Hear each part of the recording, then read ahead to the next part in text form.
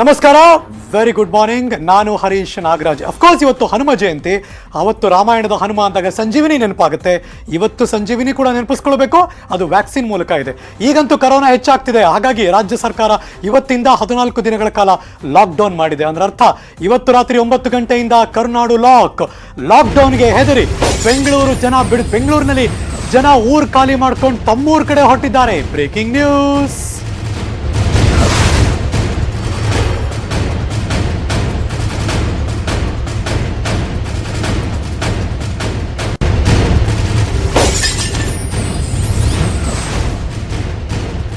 ಸುಮಾರು ಒಂದು 200-300 ಕಿಲೋಮೀಟರ್ ದೂರ ನಮ್ಮ ಊರಿದೆ ಅಂದರೆ ಬೆಳಗ್ಗೆ ತಿಂಡಿ ತಿನ್ಕೊಂಡು ಬೆಂಗಳೂರು ಬಿಟ್ಟರು ಸಂಜೆ ಆರಾಮಾಗಿ ಸೇಫಾಗಿ ಕಾಫಿ ಟೈಮ್ ಹೋಗಿ ಸೇರ್ಕೋತಾರೆ, ಏನು ಅನುಮಾನನೇ ಇಲ್ಲ. ಇನ್ನೊಂದು ಸ್ವಲ್ಪ ದೂರ ಅಂದರೆ ಬೆಳಗಾವಿ ತನಕ ಏನಾದ್ರು ಹೋಗಬೇಕು ಅಂದರೆ ಬೆಳಗ್ಗೆನೆ ಬಿಡಬೇಕು. ಸೊ ದಟ್ ಒಂದು ಈವ್ನಿಂಗ್ ಒಂದು 6 ಗಂಟೆ 7 ಗಂಟೆಗಾದ್ರು ಬೆಳಗಾವಿ ತಲುಪ್ಕೊಂಡ್ಬಿಡ್ಬೋದು. ಅಂದ್ರೆ ಅರ್ಥ ಯಾರೇ ಅವರ ಒಂದು ಲೆಕ್ಕಾಚಾರ ರಾತ್ರಿ ಒಂದು 7 ಗಂಟೆ 8 ಗಂಟೆ ತನಕನಾದರೂ ಊರು ಸೇರ್ಕೊಂಡ್ರೆ ಬಚಾವಪ್ಪ ನಾವು ಅಂತ ರಾತ್ರಿಯೊಳಗೆ ಊರು ಸೇರ್ಕೊಳ್ಳೋದಕ್ಕೆ ಪ್ಲ್ಯಾನ್ ಆದರು. ಹಾಗಾಗಿ ಎಲ್ಲರೂ ಗಂಟು ಮುಟ್ಟೆ ಸಮೇತ ಹೊರಟರು. ಬೆಂಗಳೂರಿನಲ್ಲಿ ಬೆಳಗ್ಗೆಯಿಂದ ರಶ್ಶು. ಎಲ್ಲ KSRTC ಬಸ್ಗಳು ಊರ ಕಡೆ ಹೊರಟಿದ್ದಾರೆ. ಬೇರೆ ಬೇರೆ ಜಿಲ್ಲೆಗಳತ್ತ ಪಯಣ ಬೆಳೆಸಿದ್ದಾರೆ.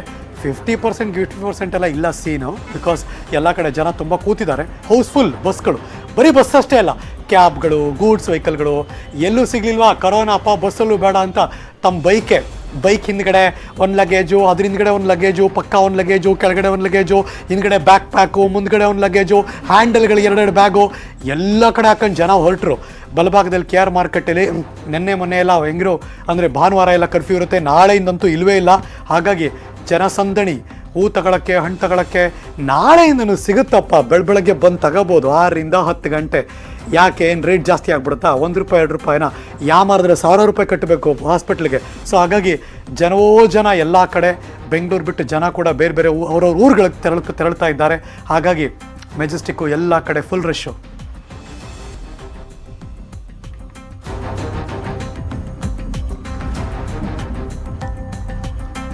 Let's go live. ನನ್ನ ಇಬ್ಬರು ಸಹೋದ್ಯೋಗಿಗಳು ಈಗಿನ ಸ್ಥಿತಿಗತಿಗಳ ಬಗ್ಗೆ ಅಪ್ಡೇಟ್ಸ್ ಕೊಡೋಕೆ ಅಂತಾನೆ ತಯಾರಾಗಿದ್ದಾರೆ. ನನ್ನ ಎಡ ಮತ್ತು ಬಲಭಾಗದಲ್ಲಿ ನಿಂತಿದ್ದಾರೆ. ಯಶವಂತಪುರ ರೈಲ್ವೆ ನಿಲ್ದಾಣ. ಟ್ರೈನ್ ಅಂತೂ ನಾಳೆನೂ ಇರುತ್ತೆ, ನಾಳಿದ್ದು ಇರುತ್ತೆ, ಎಲ್ಲ ದಿನ ಇದ್ದೇ ಇರುತ್ತೆ, ಅನುಮಾನ ಇಲ್ಲ. ರೈಲ್ವೆ ನಿಲ್ದಾಣದಿಂದ ಯಶವಂತಪುರ ನನ್ನ ಸಹೋದ್ಯೋಗಿ ದಶರಥ್ ಕೂಡ ನೇರ ಸಂಪರ್ಕದಲ್ಲಿ ಜಾಯ್ನ್ ಆಗ್ತಿದ್ದಾರೆ. Good morning Dashrath. ಇನ್ನು ಮೆಜೆಸ್ಟಿಕ್ ರೈಲ್ವೆ ನಿಲ್ದಾಣದಿಂದ ಅಂದರೆ ಕ್ರಾಂತಿವೀರ ಸಂಗೊಳ್ಳಿ ರಾಯಣ್ಣ ರೈಲ್ವೆ ನಿಲ್ದಾಣ ನನ್ನ ಸಹೋದ್ಯೋಗಿ ಮಂಜು ಕೂಡ ಜಾಯ್ನ್ ಆಗ್ತಿದ್ದಾರೆ. ವೆರಿ ಗುಡ್ ಮಾರ್ನಿಂಗ್ ಮಂಜು. ಫಸ್ಟ್ ದಶರಥ್ಗೆ ಹೋಗ್ಬಿಡ್ತೀನಿ ನಾನು. ಯಶವಂತಪುರದ ರೈಲ್ವೆ ನಿಲ್ದಾಣ. ದಶರಥ್, ಹೇಗಿದೆ ರೈಲ್ವೆ ಸ್ಟೇಷನ್ನು? ಅಂದರೆ ಜನಸಂದಣಿ ತುಂಬ ದಟ್ಟವಾಗಿದೆಯಾ? ಇಲ್ಲಪ್ಪ ನಾಳೆಯಿಂದನೂ ಟ್ರೈನ್ ಇರುತ್ತೆ, ಆರಾಮಾಗಿ ಹೋಗ್ತಾರೆ ಜನ, ಏನು ಪ್ರಾಬ್ಲಮ್ ಇಲ್ಲ ಅಂತಿರೋ? ಹೇಗಿದೆ ಜನರ ಮನಸ್ಥಿತಿ ಈ ಲಾಕ್ಡೌನ್ ಬಗ್ಗೆ ಈಗ? ಹರೀಶ್, ಇಲ್ಲಿ ನೆಲೆದಿರುವಂಥ ಸಾಕಷ್ಟು ಜನರಿಗಿರುವಂಥ ಭೀತಿ ಅದೇ, ನಾಳೆ ನಾಡಿದ್ದಕ್ಕೆ ಲಾಕ್ಡೌನ್ ಎದುರಾದರೆ ನಮ್ಮ ಊರ ಕಡೆ ಹೋಗೋಕ್ಕಾಗಲ್ಲ. ಹೀಗಾಗಿ ಎಷ್ಟು ಸಾಧ್ಯವೋ ಅಷ್ಟು ಬೇಗ ನಮ್ಮ ಊರನ್ನು, ನಮ್ಮ ಮನೆಯನ್ನು ತಲುಪೋಣ ಅಂತೇಳಿ ಯೋಚನೆ ಮಾಡ್ತಿದ್ದಾರೆ. ಹೀಗಾಗಿ ಕೈಯಲ್ಲಿ 2-3 ಬ್ಯಾಗ್ ಹಿಡಿದುಕೊಂಡು ತಮ್ಮ ಇಡೀ ಸಂಸಾರದ ಜೊತೆ ಬಂದು ಯಶವಂತಪುರ ರೈಲ್ವೆ ನಿಲ್ದಾಣದಲ್ಲಿ ಬೀಡು ಬಿಟ್ಟಿದ್ದಾರೆ. ಅವ್ರಿಗೆ ನಾವು ಈ ದೃಶ್ಯಗಳಲ್ಲಿ ನೋಡ್ಬೋದು, ಸಾಕಷ್ಟು ಜನ ಇಲ್ಲಿ ಕೂತಿದ್ದಾರೆ. ಇನ್ನು ಇಲ್ಲಿ ಯಾರೂ ಕೂಡ ಟಿಕೆಟ್ ಇಲ್ಲ, ಅವ್ರು ಪಡ್ಕೊಂಡಿಲ್ಲ.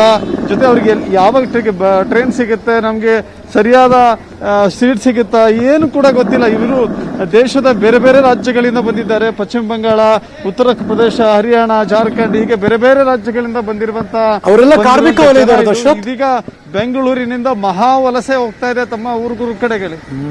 ಖಂಡಿತವಾಗಿ ಇವರೆಲ್ಲರೂ ಕೂಡ ಕಾರ್ಮಿಕರಂತೆ ಕಾಣಿಸ್ತಾ ಇದೆ. ಯಾಕಂದ್ರೆ ಅವ್ರು ಇಲ್ಲಿ ಹೋಟೆಲ್ಗಳಲ್ಲಿ, ಬ್ಯಾಂಕ್ ಸೆಕ್ಯೂರಿಟಿಗಳಲ್ಲಿ ಅಥವಾ ಕಟ್ಟಡ ಕಾರ್ಮಿಕರಾಗಿ ಕೆಲಸ ಮಾಡುವಂತ ಅನೇಕ ಕುಟುಂಬಗಳನ್ನ ನಾವು ನೋಡ್ತಾ ಇದ್ವಿ. ಚಿಕ್ಕ ಚಿಕ್ಕ ಮಕ್ಕಳನ್ನು ಕರೆದುಕೊಂಡು ಹೋಗ್ತಾ ಇದ್ದಾರೆ. ಆ ಮಕ್ಕಳು ಇಷ್ಟೊತ್ತಿಗೆ ಬಂದು ಬೆಳಿಗ್ಗೆಯಿಂದಲೂ ಬಂದು ಈ ರೈಲ್ವೆ ಸ್ಟೇಷನ್ ನಲ್ಲಿ ಕಾಯ್ತಾ ಇದ್ದಾರೆ. ಅವ್ರಿಗೆ ಊಟ ಇಲ್ಲ, ತಿಂಡಿ ಇಲ್ಲ, ಯಾವಾಗ ಟ್ರೈನ್ ಸಿಗುತ್ತೆ ಅನ್ನೋದು ಪಕ್ಕ ಇಲ್ಲ. ಸೊ ಈ ರೀತಿಯ ಮಹಾವಲಸೆಯಲ್ಲಿ ಒಂದ್ ರೀತಿ ಸಾಕಷ್ಟು ಅನುಭವಿಸ್ತಾ ಇದ್ದಾರೆ. ಆದ್ರೆ ಟ್ರೈನ್ಗಳನ್ನ ಖಂಡಿತ ಮಾತಾಡಿಸ್ತೀನಿ. ಅವರು ಕನ್ನಡ ಮಾತಾಡ್ಲಿಕ್ಕಿಲ್ಲ ಮೋಸ್ಟ್ಲಿ. ಆಪ್ ಕಹಾ ಜಾನೆ ವಾಲಾ ಹೈ? यूपी झांसी जाने वाला है। झांसी। कल भी ट्रेन रहेगा ना? कल की नहीं है। आज ही क्यों जा रहे हैं आप? आज ही जा रहे हैं, लॉकडाउन लग रहा है इसलिए।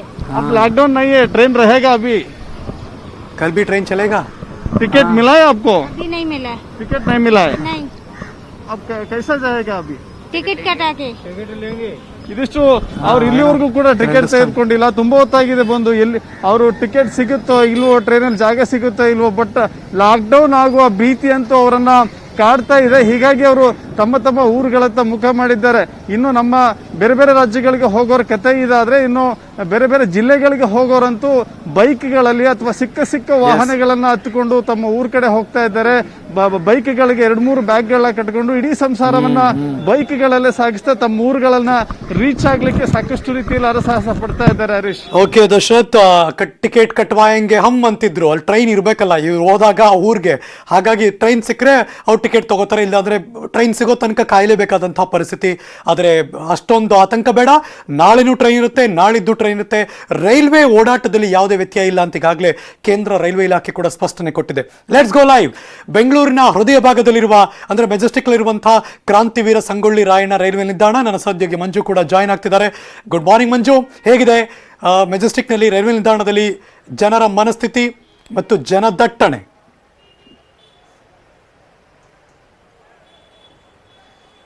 ಖಂಡಿತ ಹರೀಶ್, ಯಾಕಂದ್ರೆ ಇವತ್ತು ರಾತ್ರಿಯಿಂದ ಜನತಾ ಕರ್ಫ್ಯೂ ಇರುವಂತ ಒಂದು ಕಾರಣಕ್ಕೋಸ್ಕರ ಯಾರು ಓಡಾಟ ಮಾಡೋದಕ್ಕೆ ಅವಕಾಶ ಇರಲ್ಲ.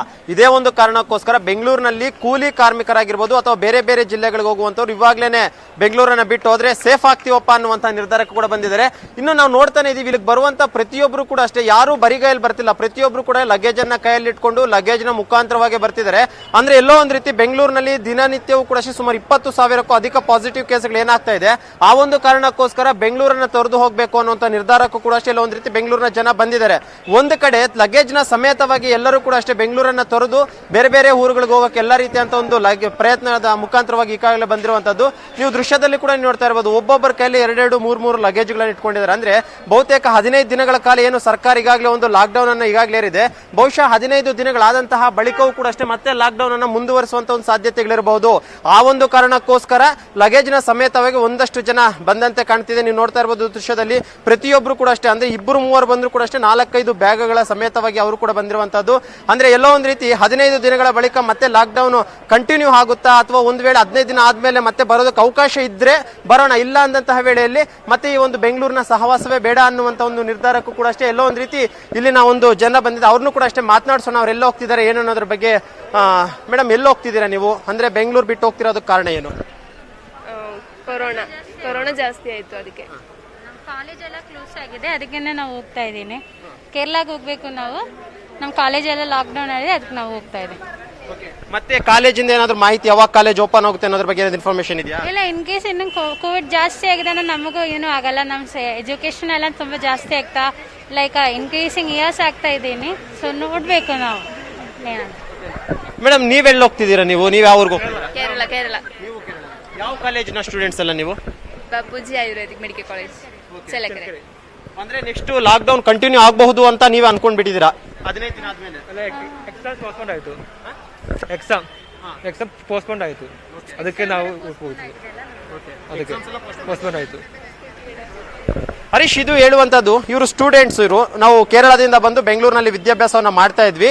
ಕೊರೋನಾ ಇರುವಂತ ಒಂದು ಕಾರಣಕ್ಕೋಸ್ಕರ ಕಾಲೇಜ್ ಕೂಡ ಕ್ಲೋಸ್ ಆಗಿದೆ. ಇರುವಂತ ಎಕ್ಸಾಮ್ಗಳು ಕೂಡ ಅಷ್ಟು ಈಗಾಗಲೇ ಪೋಸ್ಟ್ಪೋನ್ ಆಗಿದೆ. ಆ ಒಂದು ಕಾರಣಕ್ಕೋಸ್ಕರ ಮತ್ತೆ ಎಷ್ಟು ದಿನ ನಾವು ಇಲ್ಲಿರಬೇಕು, ಇಲ್ಲಿದ್ರೆ ಊಟ ಸಿಗುತ್ತೋ ಇಲ್ವೋ ಗೊತ್ತಿಲ್ಲ. ಆ ಒಂದು ಕಾರಣಕ್ಕೋಸ್ಕರ ನಾವೆಲ್ಲರೂ ಕೂಡ ಅಷ್ಟು ಈಗಾಗಲೇ ಕೇರಳಕ್ಕೆ ಹೋಗ್ತಾ ಇದೀವಿ.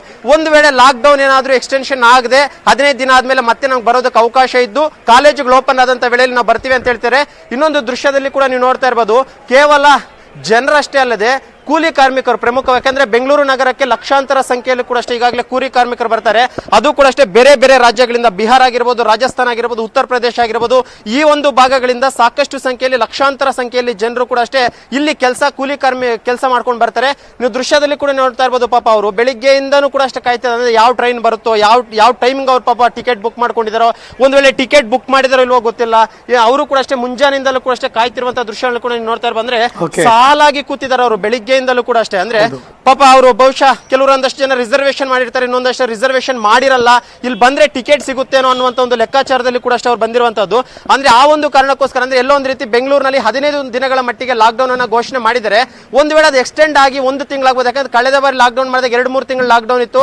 ಅದೇ ರೀತಿ ಪರಿಸ್ಥಿತಿ ಇವತ್ತು ನಿರ್ಮಾಣ ಆಗಬಹುದು ಅನ್ನೋ ಒಂದು ಲೆಕ್ಕಾಚಾರದಲ್ಲಿ ಈಗಾಗಲೇ ಸಾವಿರಾರು ಸಂಖ್ಯೆಯಲ್ಲಿ ಮೆಜೆಸ್ಟಿಕ್ ನ ರೈಲ್ವೆ ನಿಲ್ದಾಣದ ಮೂಲಕ ತಮ್ಮ ಊರುಗಳಿಗೆ ಹೋಗಕ್ಕೆ ಸಿದ್ಧತೆ ಮಾಡ್ಕೊಂತಿರುವಂತಹದ್ದು. Harish, thank you so much.